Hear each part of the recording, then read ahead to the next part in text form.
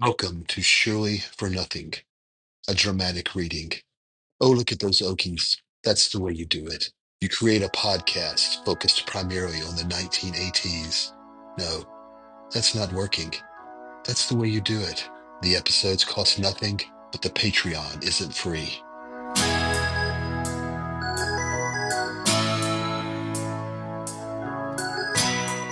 All right, D, I'm super excited this week. I have been working all week on Brothers in Arms. That ain't working.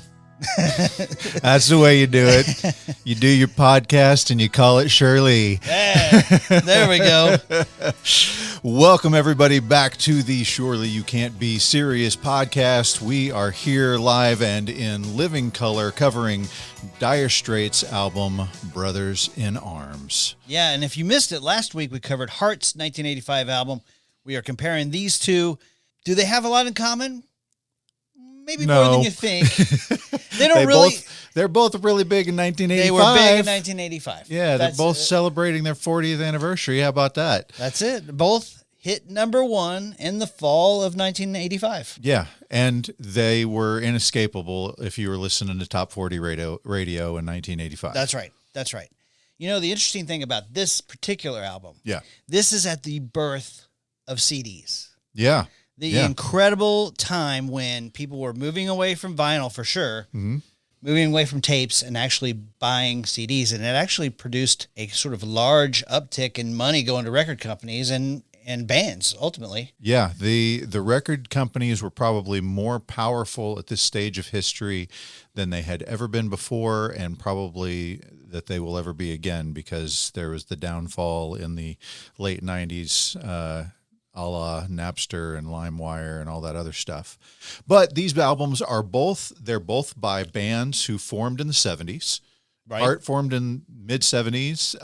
Dire Straits formed in 1977. I mean, they formed about a year apart, really, and then both had kind of lulls in between their debut albums and then this 1985 album that they both had.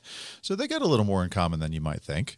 Okay, so before we dive into the history, I've got just a few overview facts I want to give you on Brothers in Arms. Sure, okay, yeah. So number one, this is the first album to sell 1 million CDs. CDs in 1985. In 1985. Wow. Yeah. So like I didn't have a CD player. I like in the household. Like my brother bought my parents like a big gift of a CD player in 1989, I think. Service merchandise, by the way, if you remember that old store. Service merchandise. I love service merchandise. By the way, guys, if this is your first time here and you remember as a kid having a Swatch watch or a Casio watch, then you're in the right spot. I got to tell you, I was at the pharmacy the other day, and the girl is like checking my stuff, and she's got this little gold Casio watch, and I was like, "Oh, whoa, nice Casio!" And she's like, "Thanks. All the older adults notice it." And I'm like, "Well, screw you then. Taking my compliment back, ma'am." Right. But if you had a gold Casio or a Casio, maybe even a calculator watch, you're in the right spot. Or a calculator. Well, no, forget that. You know, had something that in 1985 you might be able to tap into the flux capacitor and send yourself back to the future. Yes. I had a Mr. Calculator, like a cartoon face that, yeah. Okay, so this album, first album to sell 1 million CDs. Right. Spent 14 weeks at number one in 1985. Yeah. In the UK, 7 in the US. Still not bad. I mean, it's killing it, right? Right. 30 million albums sold in 1985. Dude, that is smashing it. Yeah.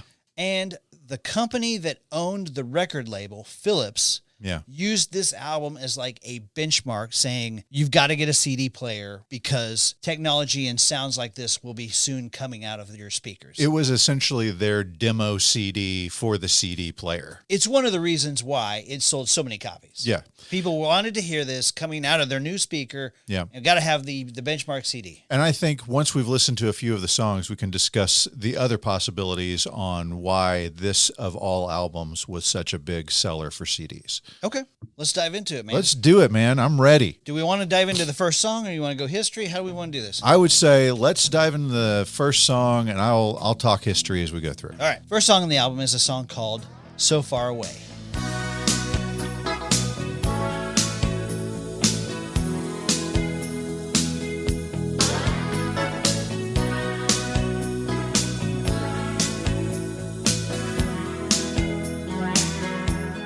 Tired of making out on the telephone.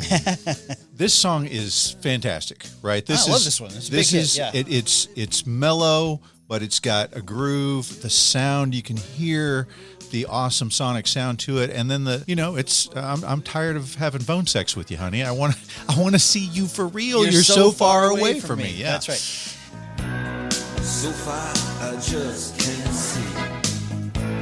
You're so far away from me. You're so far from me.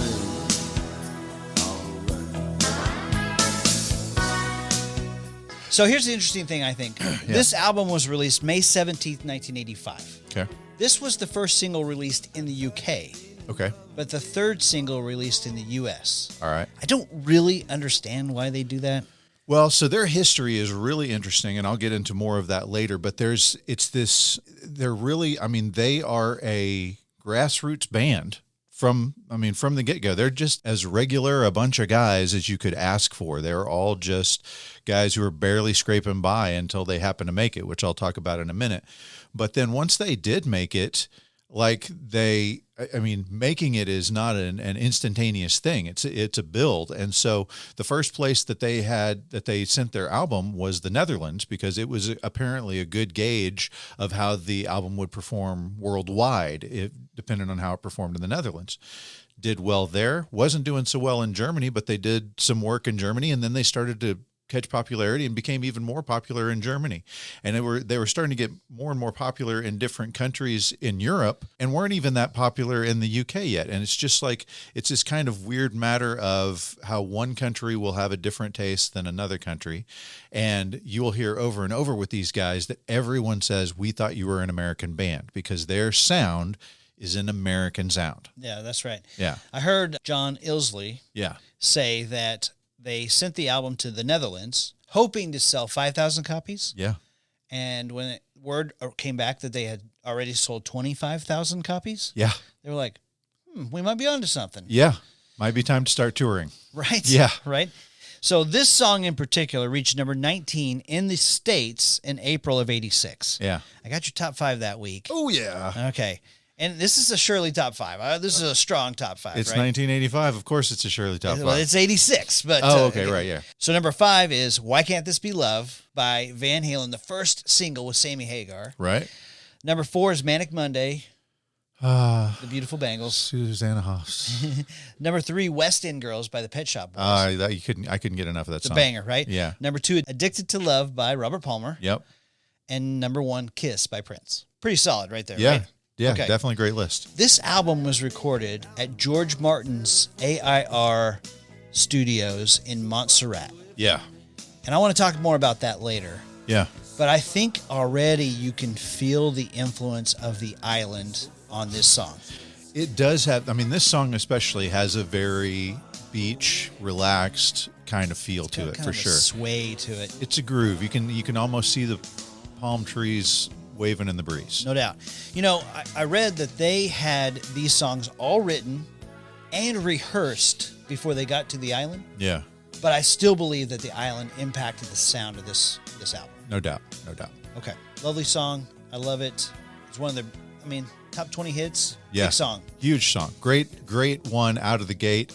I'd say it's more than an appetizer. It's a solid appetizer, but oh my gosh. Should we get to the meal?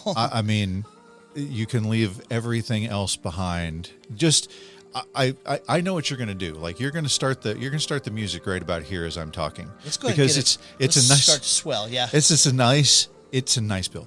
That's the understatement of the year. This is arguably one of the best builds in all of music history. And we didn't get it half of the time. Whenever we would hear the song, they would start after the build. Right. And it's so good. It's so powerful. It's so perfectly timed. And to have Sting just happen to be next door And hey, would you like to come and sing a little bit on this song? Build, build, build, and then you come crashing in with...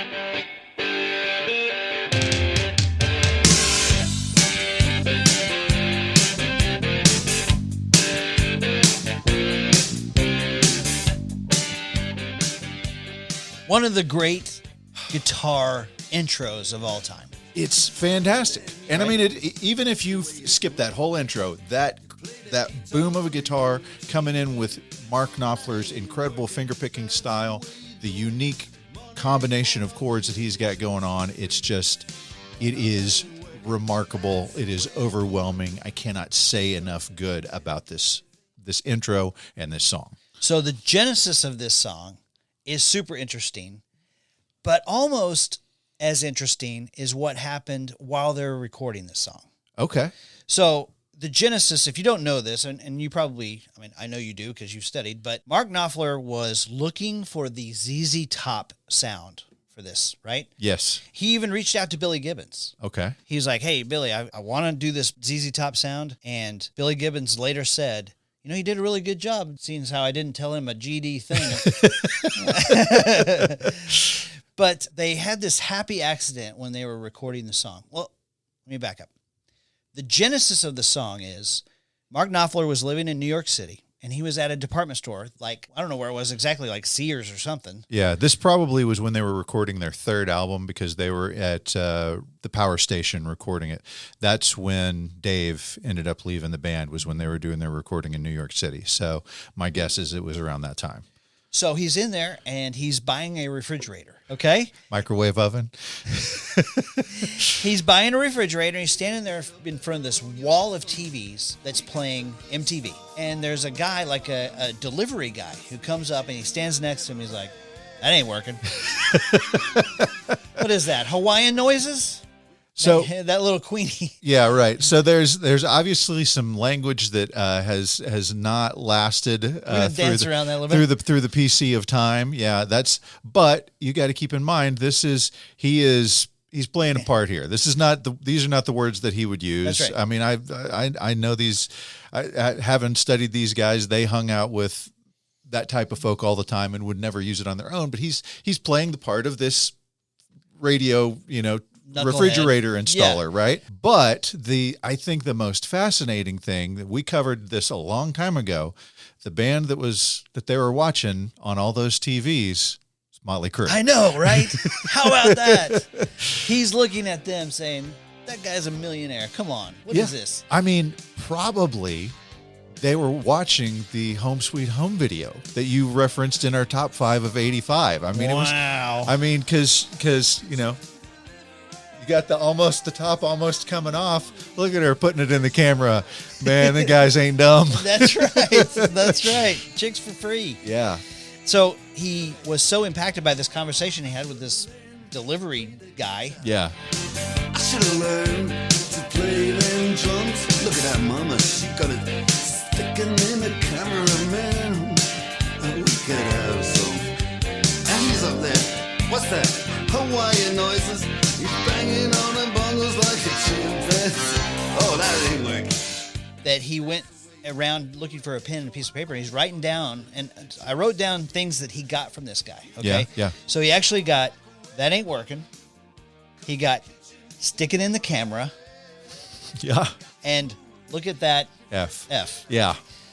Oh, and also, what are those Hawaiian noises? Oh, yeah. Which yeah. I think is a hilarious line, right? Right. What is that, Hawaiian noises? Because there's not a Motley Crue song that I can think of that has anything like a Hawaiian noise at all. It doesn't matter. That ain't working. Maybe you get a blister on your little finger. Maybe you get a blister on your thumb. So that's an interesting story to me.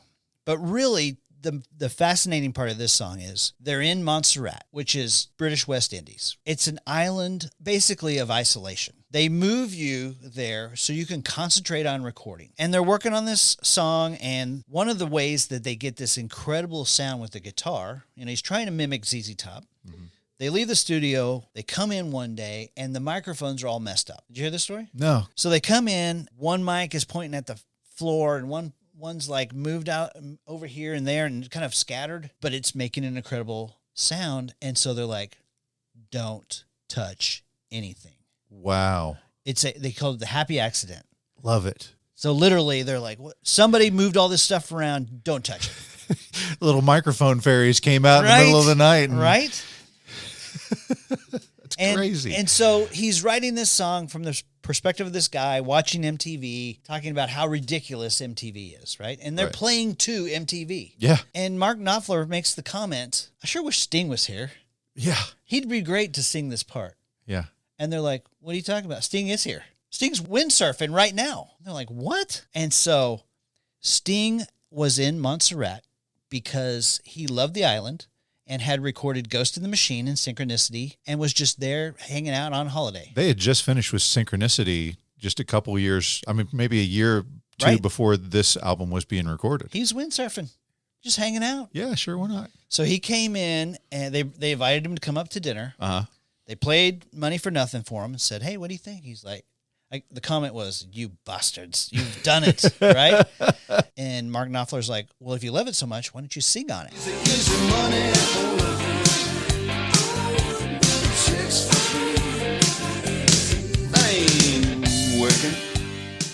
Well, if you love it so much, why don't you sing on it? Right. So Sting is like, fine, I will. Uh-huh. Right? And he sings the I Want My MTV line to the tune of Don't Stand So Close to Me. Now, listening audience, you must know, Don't Stand So Close to Me is my favorite Police song. It is my favorite Police song. And this song is my favorite Dire Straits song. Sultans of Swing, a near second. But this one is top of the list. And not until you told this to me about a week ago that I go, don't stand so close to me. I want my MTV. I was just like, wow, what? Yes. So no problem. Sting said you guys can use it, right? Right. Except the record company's like, no. That belongs to us. They've got to pay us a percentage of their song. What a crock. And Sting was very embarrassed by that. He's like, Of course. Just sang, he asked me to sing a line. I sang a line. Right. And it's not like it's a super complicated melody. Right. That's crazy. Rolling Stone voted this the 94th greatest guitar song of all time. Got no problem with that. Yeah. Okay, so let's talk about the music video. Okay, yes. Okay. Mark Knopfler hates music videos, but MTV's like, listen, dude, this song plays to us. We love it. We want to play the heck out of it, but we have to have a great music video to make this work. Yeah. So they send some executives to go meet with him, and he's not receptive to it at all. They later go back a second time, but this time his girlfriend is with him. And they're like, we have to have a creative video to go along with this awesome song. And he's still like basically arms crossed, looking at his shoes, says nothing. So they leave. And his girlfriend, who happened to be there the second time, was like, they're right. They're absolutely right. You have to make a video worthy of this song. He's like, all right, fine. They hire Steve Barron, Mr. Music Video. Right. And they come up with this idea of like computer coloring, making those wild colors while they're playing this incredible song. Right. Kind of a takeoff on the Take On Me style. It's sort of rotoscoping, right? Yeah, right. We're going to talk about that here in just a second. Yeah. But this song is the first song aired on MTV Europe, August 1st, 1987. Okay. That's as monumental as Video Killed the Radio Star, in Europe. Sure. So this video goes on to win MTV's Music Video of the Year for 1986. And beats out Take On Me by Aha. Oh, really? Yes. Really? Yeah.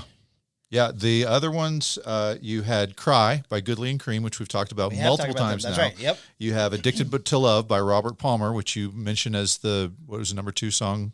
Number 2 song this week. Yep. And got all the babes in the background. And then Road to Nowhere by the Talking Heads, which the Talking Heads was the first group that Dire Straits toured with when they very first started doing a European tour. That's cool. Yeah. I love it. Actually made good friends with them. Cannot say the same for Styx. Styx, when they were touring with Styx, it went very badly. Very interesting. Yeah, Okay. Yeah. Okay. Man, I hate to be done with this one. It's so freaking good. That's the way you do it. I mean, You play the guitar on your MTV. okay, D. So the next song on the album is a song that was really big early 1986. And I loved it in particular because the music video was nothing but NFL football bloopers. Sure. Third song on the album is a song called Walk of Life.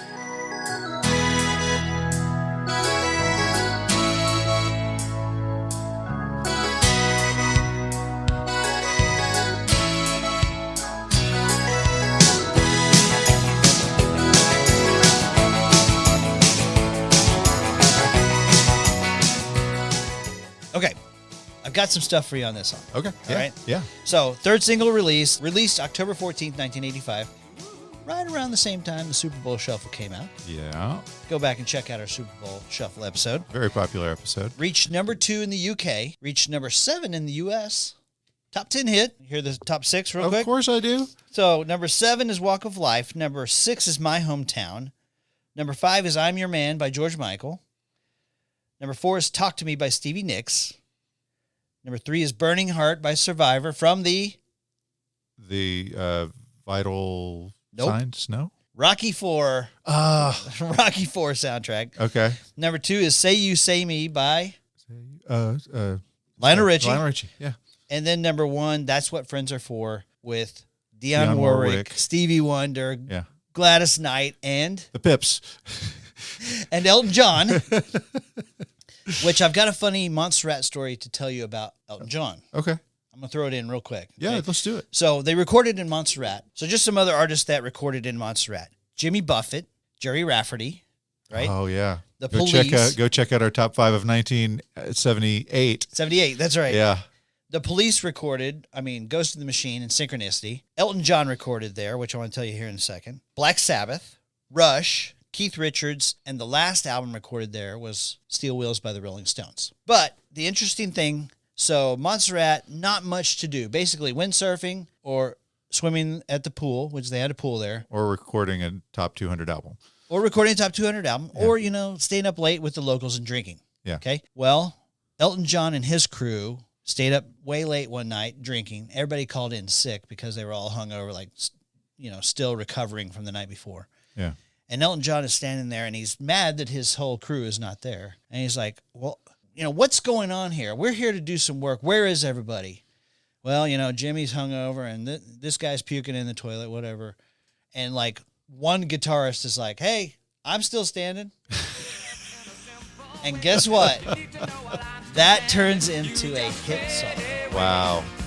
Don't you know I'm still standing better than I ever did? Looking like a true survivor, feeling like a little kid. Okay? Nice.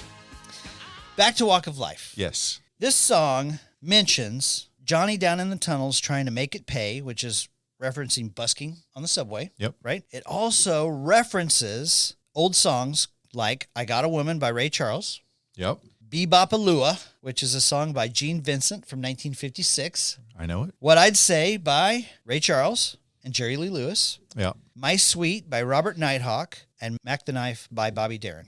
Nice. Johnny singing oldies goldies, Bebopalula, baby, what I say. Here come Johnny singing, I got a woman down in the tunnel trying to make it pay. I kind of love it when they kind of do this little throwback thing, I think Def Leppard did that with Rocket, Exactly. What That's what I was thinking of. do you think of this song? Love it. It's a toe tapper, right? They have come out of the gate with 3 absolute smashes. Yeah. No question about it. Fantastic first 3 songs. Yeah. And songs that were all over the radio and all over MTV for 1985 and 1986. Yes. And one of my favorite music videos just because of the NFL bloopers. Right. Next song on the album is called Your Latest Trick.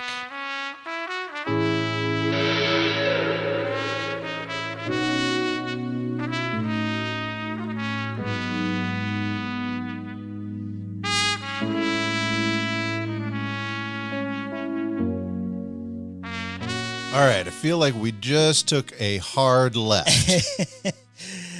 Yeah. I felt like we were going in a very specific direction, and all of a sudden we are no longer going south, we are going east. Yeah. What happened? I don't really know. This song sounds like a moonlighting episode where Maddie is mad at David. I was thinking it's like in Mr. Mom whenever he's depressed about his state of life. That's what it sounds like to me. That's right. Yes, chef's gone to bed. So Yes. these guys are flexing their musical muscle here, right? Right. So we've known since 1978 that they can crank out some killer rock hits, and they decide on song number 4 to go, hey, guess what else we can do? They throw on the jazz and it hits you like a cold bucket of water. Yeah. This one doesn't do it for me at all. Right. But there is a certain contingency of folks out there that love this kind of music, right? Sure. Well, sure. I mean, and a ton of them were buying CDs Yeah. in 1985, probably, right? Sure. I mean, if any group of folks really wanted to hear each instrument and every instrument as clearly and beautifully as possible, it's the folks listening to jazz, right? So here's what I will say about this particular song. Yeah. So we've already heard pop. Yep. We've heard rock. This is now jazz. I think we'll hear some hints of reggae here in a second. We'll hear country here in a minute. There's 9 songs on this album, and that's 5 genres of music. Yeah. These guys are just offering something to everybody. Yeah. This is not my particular thing, Yeah. but hey, what do I know? In the right time, playing a game of pool late at night, maybe, or, having a relaxing drink by the pool side, something like that. This is very kind of chill out kind of music. This was the 5th single, released April 25th, 1986. It wasn't released in the U.S., which is why we don't know it, Yeah. but it was released in the U.K. as the 5th single. So John Illsley Yes. is the bassist for the band, right? Right. So long before they were ever famous, he graduated from college. He didn't have much money, and he and his girlfriend decided to start a record shop. Okay. And so he didn't know. I mean, he knew a limited amount of music, right? Like he had grown up and was blown out of the water by the new music that was coming out of Radio Luxembourg, and as many Europeans were, of like, wow, this new rock music is our music, right?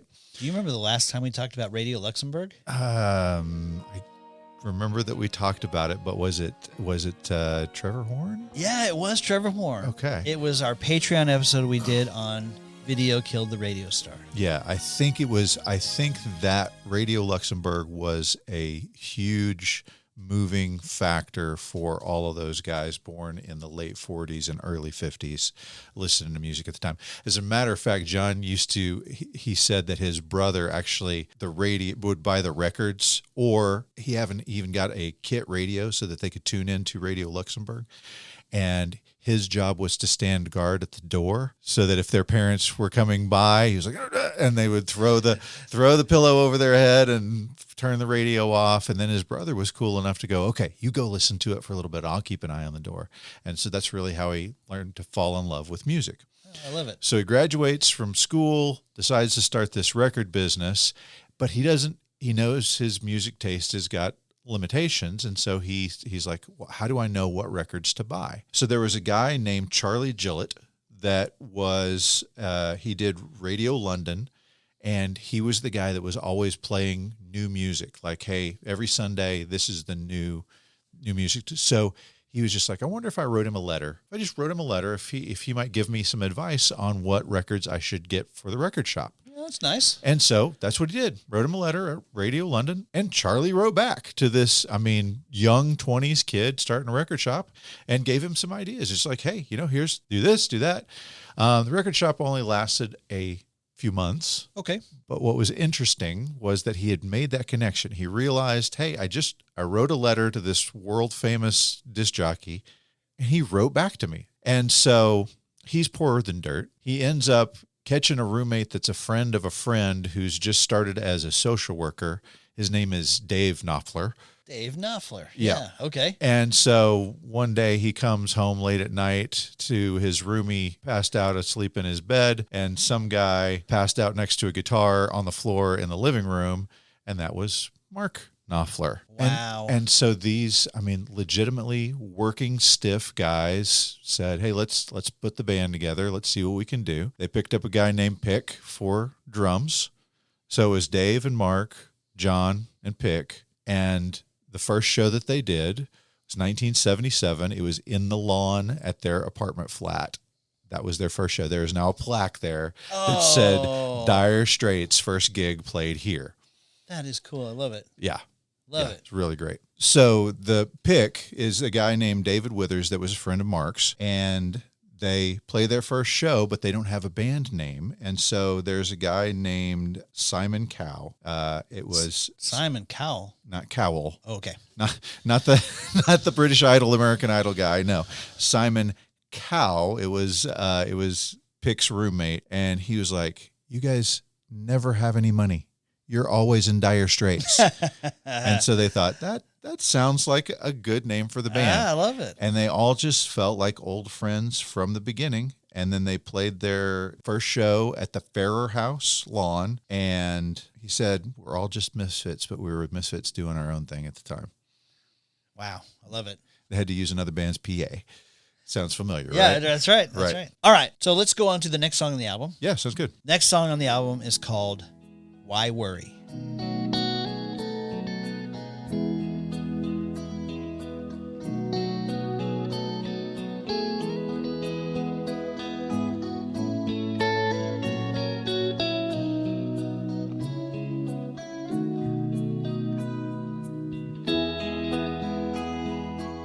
So this is a beautiful little guitar piece. It's almost like a lullaby. Yeah. I think Jeff Buckley probably borrowed this sound whenever he did Hallelujah. Has a very similar style to the tone of the guitar on this and the finger picking style that they both do.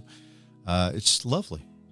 I could easily fall asleep in a hammock on Montserrat. I totally agree, right? It's slow. It's beautiful. It's very long. It's over 8.5 minutes. Mm-hmm. And this is one of those songs I believe had to be influenced by Montserrat, right? So here's the interesting thing. I told you that Steel Wheels by the Rolling Stones was the last album made at this studio. That's a long time ago. 1989 was when that was released. Yeah. Okay. Yeah. So here's the deal. Hurricane Hugo direct hit on Montserrat in 1989. Okay. Okay. George Martin was on TV. I was watching an interview with him. He said there's 12,000 people on the island.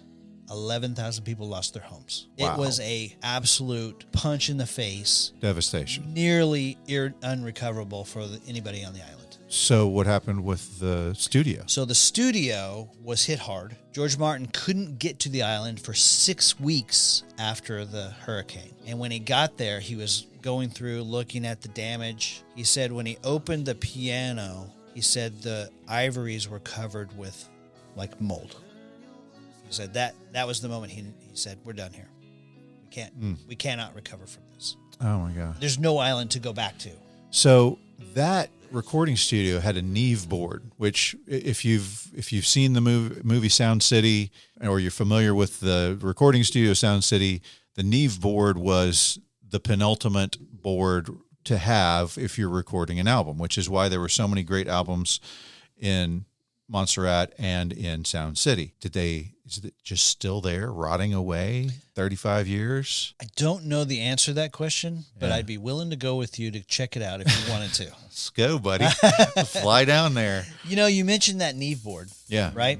Which was the main mixing instrument for all these wonderful albums. Yeah. If you go watch the video for Every Little Thing She Does Is Magic, Yeah, please. you will see Andy Summers dancing barefooted on this board, like without care. I'm like, dude, that's the soundboard. What are you doing? Wow.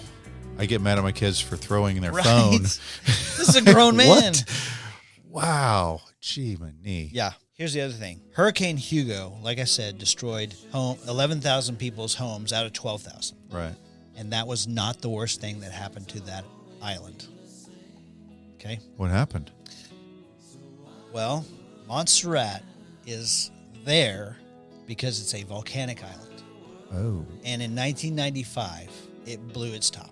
And the town of Plymouth, where it was recorded, I mean, it's buried in ash now. Like, the town is no longer there, basically. Huh. So the Hurricane Hugo was the right hook, and then the volcano blowing up was the uppercut. Yeah, out for the count. Yep. So has there been any development there since then? There has been, I mean, there's been some. Uh-huh. So, but Plymouth as a city, it's not the thriving metropolis that it once was. The 12,000 people metropolis. But the recording studio is just given up to the weeds? It is being taken back by the jungle. Wow. Can you imagine? No. Should we save this thing? I really do want to go down there and look. Let's go. Wow. We need some more Patreon members. Yeah. By the way, if you would like to support our trip to Montserrat, you can go to patreon.com Shirley Podcast. And for as little as $5 a month, you get access to all our One Hit Wonder episodes and some other fan favorites. Join us on Patreon. Yeah, absolutely. And if we get enough people to send us down to Montserrat, We'll go. One of our Patreons will go with us. We'll have a lottery system and let one of the Patreons go. There you go. Yeah. And we'll go check out what it looks like in the studio. Yeah, fantastic. All right, D, hit stop on your tape deck. Kick it out, flip it over for side 2, and we start off with a song called Ride Across the River.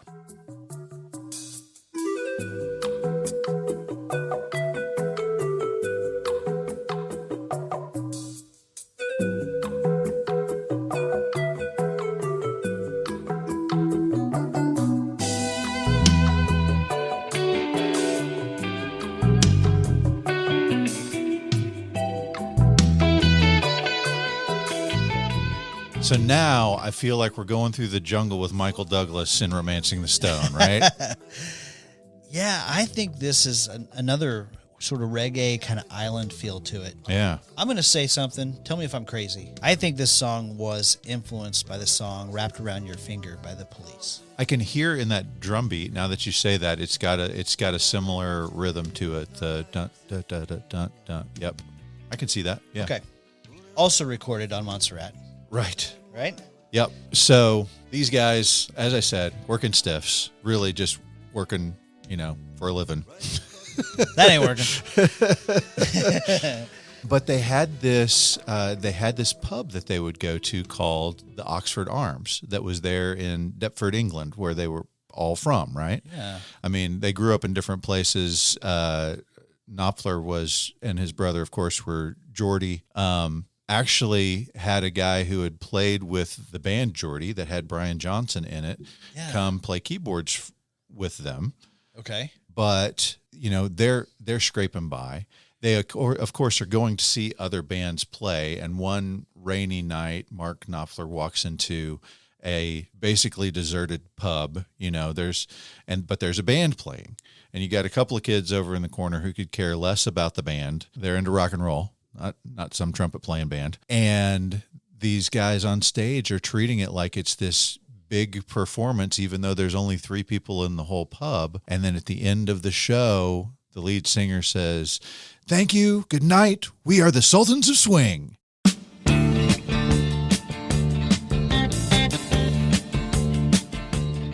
And that's where he gets the idea for this song. So that song, Sultans of Swing, is one of 5 songs that they have down pat. Like they're just like, we've got these songs down. We need to have a demo.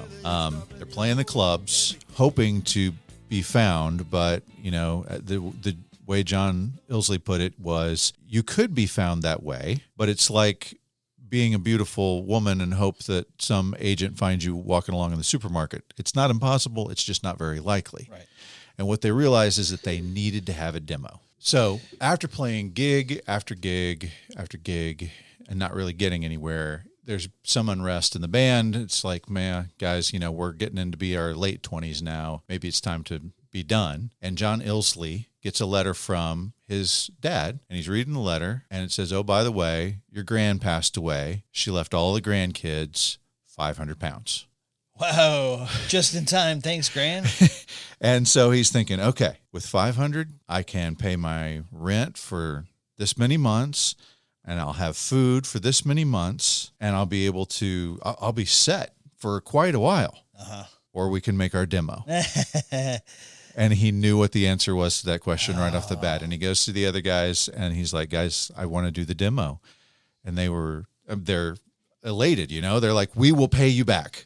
If we ever make any money as a band, right, we will pay you back. And as it turned out, after they sold their first album, he got paid back that $500. I love it. Take your shot and it pays off in spades. Yeah. I mean, huge dividends on that investment. Yeah. Absolutely. So they do their demo. It includes Sultans of Swing on it. It's actually a great version of the song, arguably better than the one that came out on the album that they ultimately re-recorded later. It's a tiny recording studio. It's basically a closet for the sound booth. The guy who is helping them isn't even a producer. He's just a sound engineer. Okay. And his name is Chaz Harrington. All right. Okay. And they make friends with Chaz right off the bat. Just get along with him great. But he records, it's basically like 5 mics, 3 of them go on the drum set. One of them goes for, backing vocals, and then they double Mark's vocal, right? But they do this incredible version of Sultans of Swing and then 4 other songs. And so now they have the demo and they're like, okay, so do we send this to record companies? And they start thinking about it. And these guys have the wisdom of being over 25, right? Their brain is now fully developed. And so they're like, listen, record companies get dozens of demo tapes a day. A day. Yeah. Like, it's just like, are we going to bet our 500 quid on that? And so they're thinking about it, and they're listening to the radio. And the guy on the radio, it's Sunday, is Charlie Gillette. And Mark knows the story of John writing to him about his record shop. And he's like, why don't you just write to Charlie Gillette again and see if he'd be interested in listening to our demo? It's your pal, your buddy. He's your pen pal. And so he's like, okay, I'll give it a shot. And so he doesn't even send the demo tape, right? He just sends him a letter at the studio, at the radio station, right? And Charlie responds. And he's like, sure, guys, here's my address. Come on over to the house. What? And so they show up, and Charlie Gillette is like, he gives them tea and biscuits, or cookies, as we call them here in America. Can you imagine, like, just Casey Kasem says, sure, Jason, come on over. Would you like some tea and some Oreos? This is an incredible story. Right. And so he's like, guys, I'm excited to listen to this. I don't ever listen to people's demos in front of them. It just kind of saves embarrassment for both of us here. But I will listen to this, and I'll be honest with you, whatever it is, whether I love it or hate it, I'm going to be honest with you about if I think it just needs something, I'll tell you what I think it needs, right? Okay, good. And they're like, okay, well, thank you. And then they leave, and they're thinking maybe we'll get a phone call or a letter a little bit later on from Charlie. And so that Sunday, these working stiffs had a buddy who was moving furniture, and he said, hey, I'll give you 10 quid if you help me move today. So they spent the entire Sunday moving furniture in and out of a moving van and moving it to a different place. And so they go to their pub, the Oxford Arms, that night with their 10 quid so that they can drink it away. And as they walk in, they get this kind of, hey, from the guys there. It's all their friends that they know, but they're like, it's a little warmer than usual, They belly up to the bar, they order their pint, and as soon as they sit down, this guy's slapping them on the back, and he's like, congratulations, guys, amazing stuff, amazing. And they're like, what are you talking about? What? And they're like, Charlie Gillette, he played your song on the radio this morning. And they're like, what? They had no idea that he had played their song. And that was not even the best part. He goes, no, he didn't just play it. He said, this is the best new music he has heard in years, and he is going to play it every single Sunday until you guys are signed. Whoa. Like, what? Like Casey Kasem you're saying, expecting this, and you get that. It's just incredible. Wow, that's incredible. And so when he did play it, when Charlie played it that morning, the A&R guys listened to him because he's the guy who knows what's going to be popular. He's the guy that can pick the good music. And he said one of them was in a shower, Like they were calling him as soon as the song was done. Like the board lit up as soon as the song was over. And it was mostly A&R guys. One was in the shower, got out of the shower so he could be sure and hear the song. And when he heard it, he was like, I got a call. The other guy was driving down the road, listening on the radio. He pulled over to find a phone booth, found a phone booth, called him from a phone booth. Wow. And so literally with one play on one radio station on one Sunday morning, these guys had the A&R guys from every record company calling them up, trying to get them signed. Oh, that's an incredible story. Now, one of those record companies was Virgin Records. I'll tell you that story in a minute. Okay. Let's go on to the next song. Yeah. Next song is called The Man's Too Strong.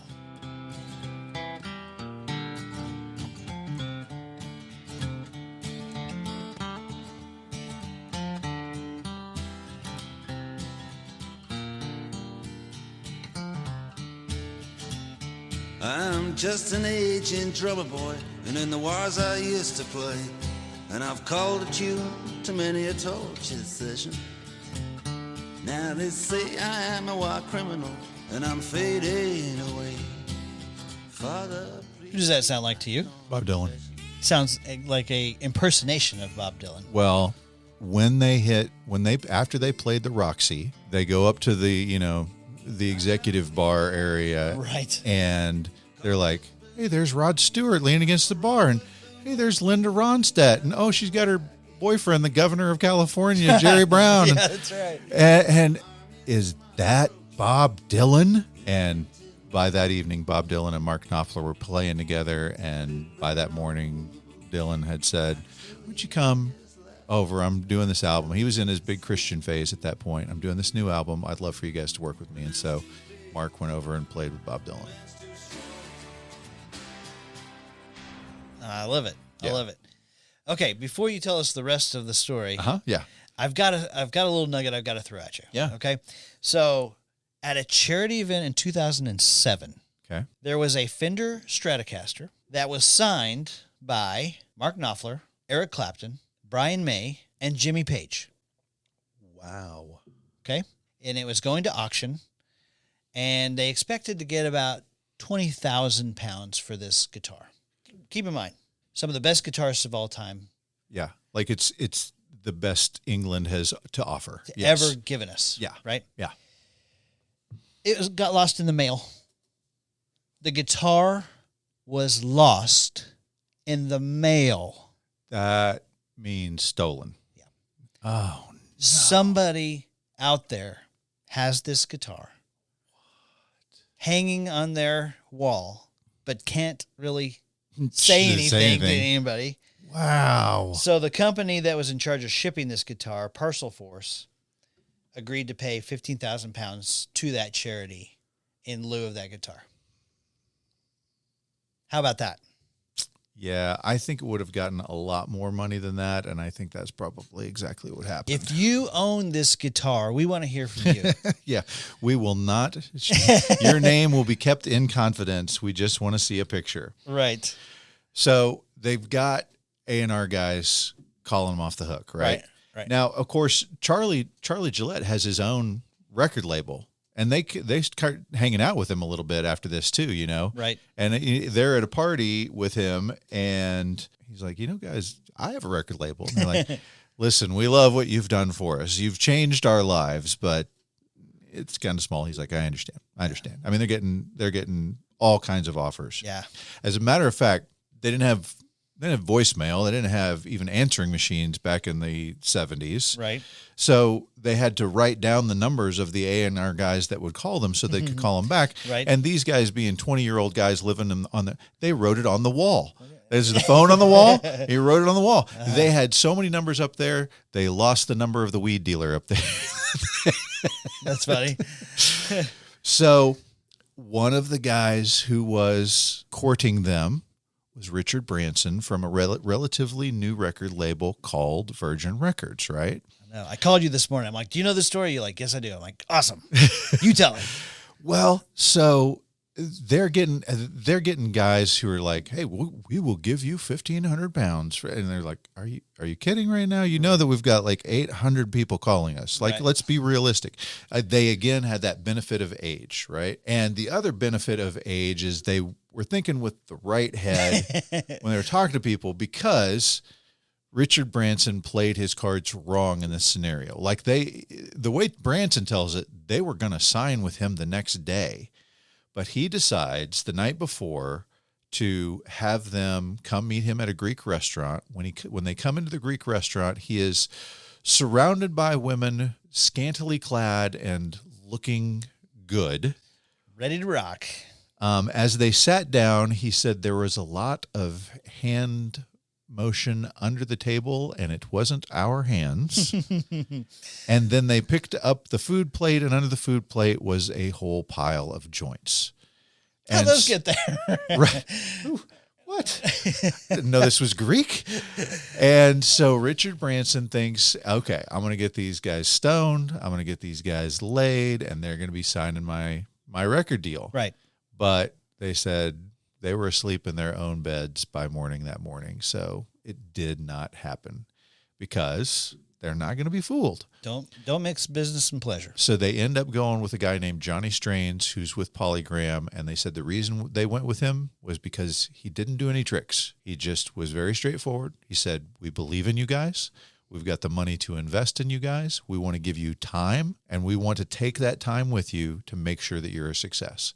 And that was what sold him. Genuinely good guy, legitimate deal. You told me today what Richard Branson said of that deal. Yeah, he later said that was the night that I lost $1 billion. Wow. Next song on the album is a song called One World.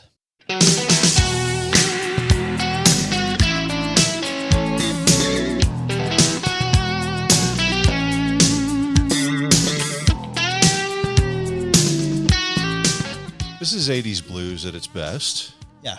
Yeah. I think Crockett's taking the Testarossa and he's rushing to Tubbs' aid somewhere. Right. Yeah. So obviously they have to re-record a full album. They can't just use their demo reel. Yep. They re-record several of the songs from the demo, though, including Sultans of Swing. Okay. And then they end up having an argument about which should be the first single, whether it should be the demo version or the one they recorded for their debut album. It's also called Dire Straits. And basically the record label won, and Sultans of Swing really didn't do that well when it first came out. Okay. But later versions, and of course they're touring. Oh, this is a great story. So before they did the album, they toured with the Talking Heads, who I mentioned they loved. They got along with swimmingly, had a great time with them. And then their next tour was supposed to be with Styx, but Styx showed up in the UK, and they were not touted as well as they had been being touted over in America. And so just like 2 or 3 shows in, one of them faked being sick, and they canceled the rest of the shows on the tour. Uh-huh.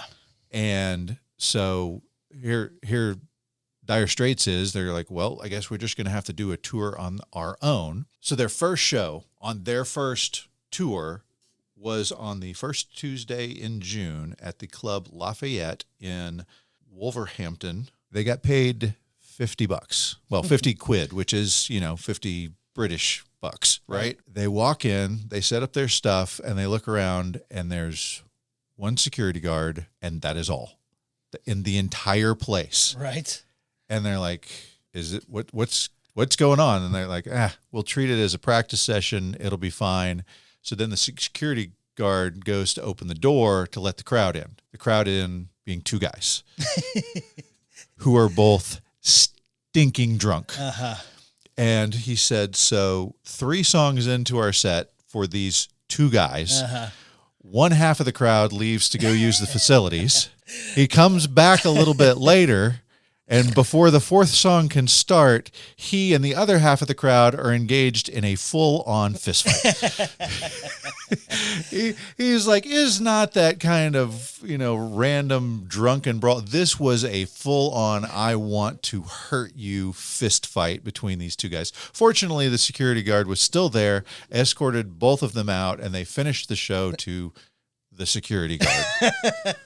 That's a great. Then 2 weeks later, they got the returned check, which had bounced for that 50 quid that they were supposed to get paid. Yeah. Nice. I love it. All right, let's go to the last song on the album. Last song. Let's do it. This song is called Brothers in Arms. These mist-covered mountains are home now for me, but my home is the lowlands, and always will be. Someday you'll return to your valleys and your farms, and you'll no longer burn to be brothers in arms.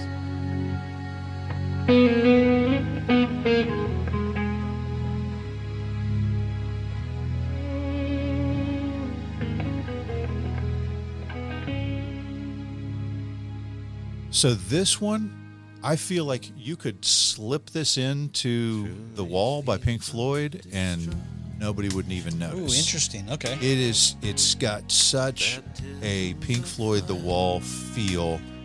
I mean, even to me, even Mark Knopfler's voice is similar to Roger Waters. I mean, it's very Pink Floyd to me, and I really enjoyed it. This was a new one. I had not heard this before. I know it was a single that was a release, but it kind of missed my radar. But I really, really, really like Brothers in Arms, the song. Yeah, I agree. I think this is a great song. This song was written in 1982, the year that Britain invaded, in 1986. Wow. How about that? Yeah. This won the Grammy for Best Music Video in February of 1987. Yep. And I watched the video. Did you watch the video for this? So if you've ever asked yourself, why didn't they do more videos like Take On Me with all that cool animation and drawing and sketching? Well, this is your video because it's like the sequel to Take On Me. That's right. I have seen this video. I know Okay. what you're talking about. Yes. A lot of rotoscoping, and it looks very similar. Right. This song has been played on the West Wing and during many military funerals. Brothers in Arms. Yeah. Yeah. But I love this song. I think it's a great one. Yeah. It's kind of an undiscovered gem for me. So tell me a little bit about, this album obviously just absolutely blows up. Right? Million CDs sold, 30 million albums. They do just a couple more albums and then they're done. Maybe one more? Well, they don't do another album until 1991. Right. So they go 6 years. Yeah. They just fizzle out. And the thing I can't really put my finger on is every time they talk to Knopfler about it, he's like, it just got too big. Yeah. It got too big and I became uncomfortable. And the guy I saw interviewing him was like, could you give me a specific example? Like, what bothered you? He's like, well, we would go to eat dinner, like at catering, and we'd see people we didn't recognize. That bothered me. He was just uncomfortable with that size of success. Based on what I read, that actually makes sense. So I understand it. Mark is a very quiet guy, very contemplative guy. Even though he's center stage with the lights on him on stage, Yeah.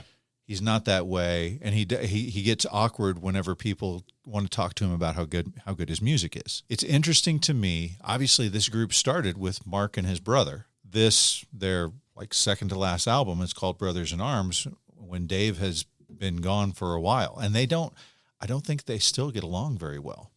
It's kind of a tragic story, but Dave just wasn't learning the songs and wasn't doing well with the recording. And the producer would be like, go outside, learn this song, come back tomorrow, we'll figure it out. And then he would come back and he'd still not know it. He just wasn't doing it. And he just, I think, got tired of living in Mark's shadow. He actually they sent John, his roommate from when they were both dirt poor, to talk to him and go, hey man, you got to learn the music, because if you don't, you can't be in the band anymore. Yeah. I'm going to go home. Yeah, I'm out. So, yeah, it's just kind of weird to me that you have this breakdown of the brothers, and then their biggest hit is called Brothers in Arms. So I think it's weird that this album sells 30 million copies, and they're like, that's it. We're out of here. We're done. Fizzle. Yeah. Now, they did have a lot of solo projects. They even formed a country band, or Knopfler did. So they've done stuff and had success. Well, and don't forget, Mark Knopfler did soundtrack for The Princess Bride. How can we forget that? Gorgeous, right?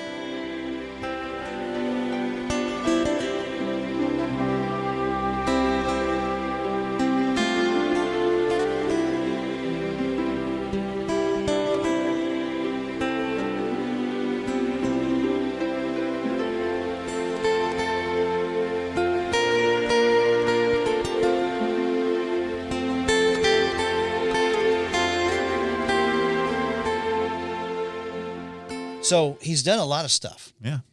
But I heard John Illsley, they're like, do you think, will Dire Straits ever? He's like, probably not. Yeah. Mark's the same way. Yeah.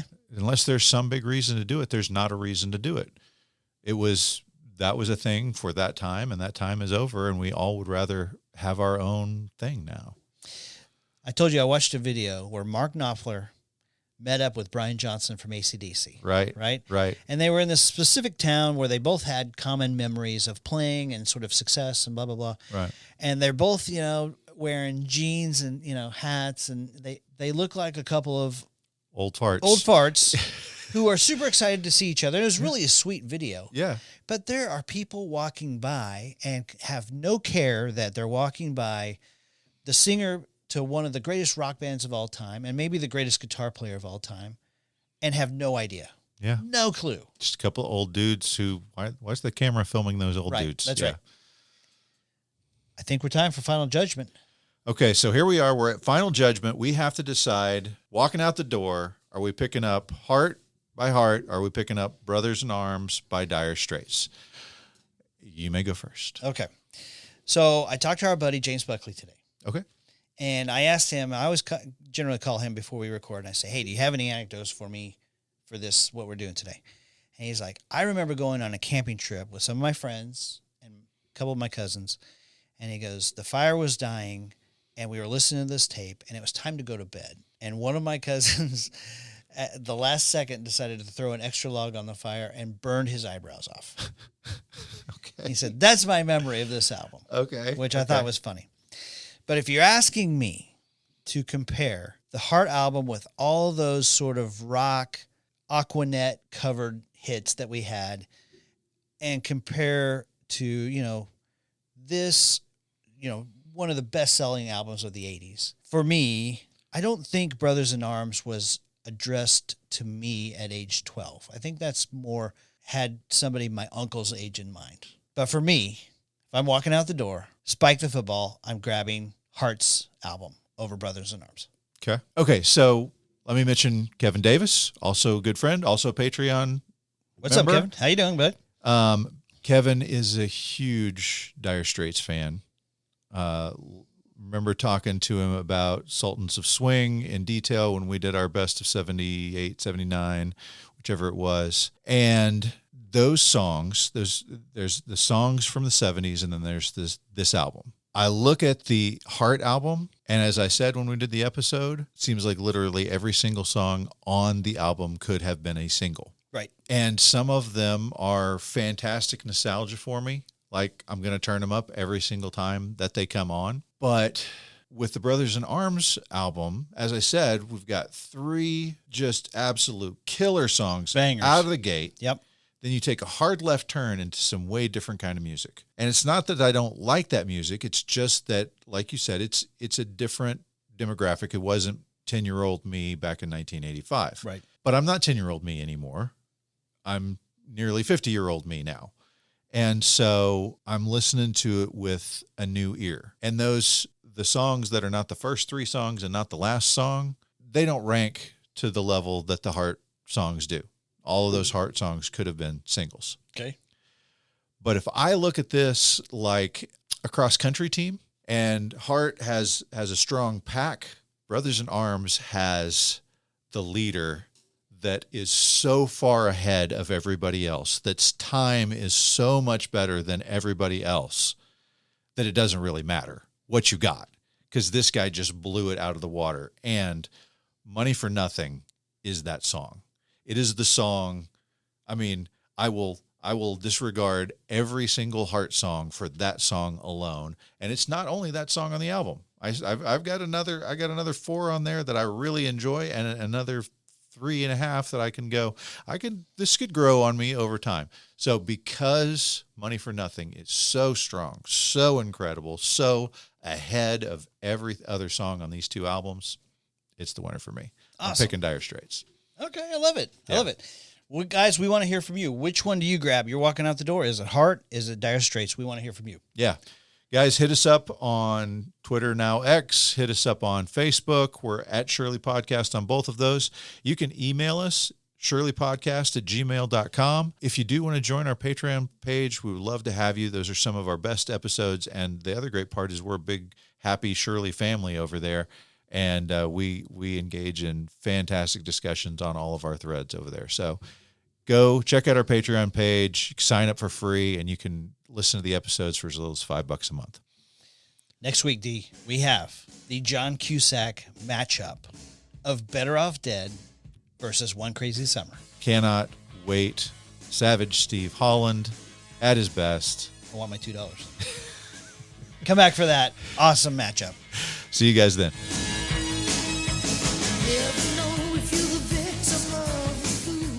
Where are those guys? They were supposed to be here like an hour ago.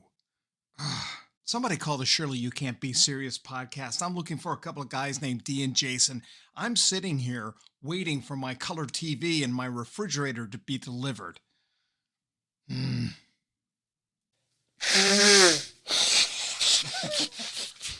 Hi, I'm Kristen Bell. Carvana makes car buying easy. Isn't that right, hun? Dax? Dax? Sorry, did you know about this 7-day money-back guarantee? A week to evaluate seat comfiness, you say? A week of terrain tests? Yeah, I can test the brake pad resistance at variable speeds. Make sure all the kids' stuff fits nicely. Make sure our stuff fits nicely. Oh, Right. Still need to buy the car. Getting ahead of ourselves here. Buy your car with Carvana today.